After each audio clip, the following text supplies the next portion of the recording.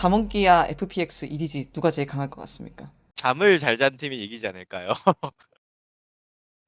아무래도 세 팀 다 특급에 있는 괴물들이에요.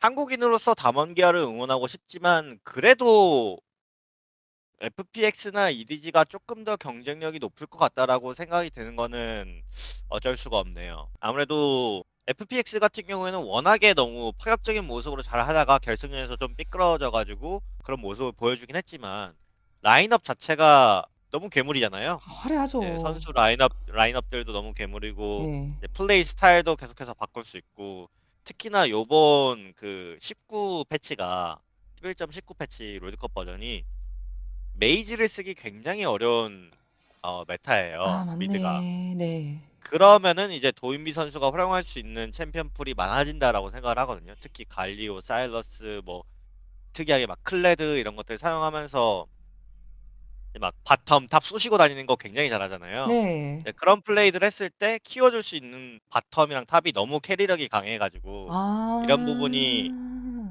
조금 담원기아 같은 경우에는 상체 게임도 잘하고 하지만 바텀에서 안정적인 서포팅 픽 혹은 웨이브 클리어를 잘하는 픽들을 해가지고 거기서 나오는 안정감으로 상체를 굴린다.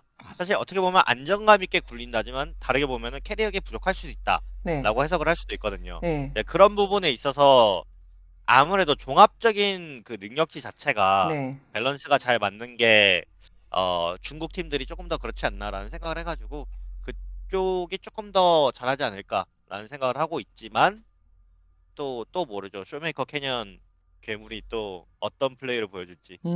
사실 음. 미드 정글 잘하면은 게임 이기는 건 쉽잖아요. 아, 원래 롤은 미드 게임이라는 뭐 한국의 명언이 있잖아요. 네, 정글 게임입니다. 미드 게임. 리그 오브 레전드는 정글집이에요.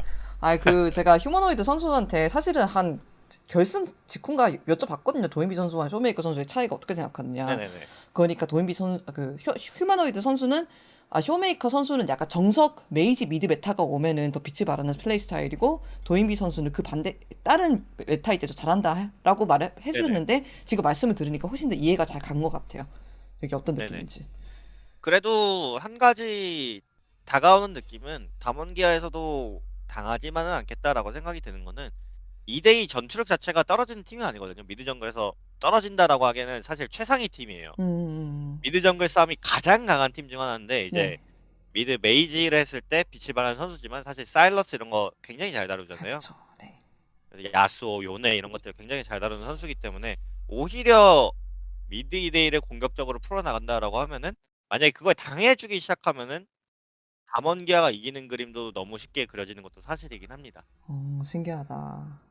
네. 감사합니다. 제가 가끔씩 아침에 일어나가지고, 와, 좀 있으면은 담원기아 FPX 단판지 볼 수 있다 이러면서 벌떡 일어나거든요, 침대에서.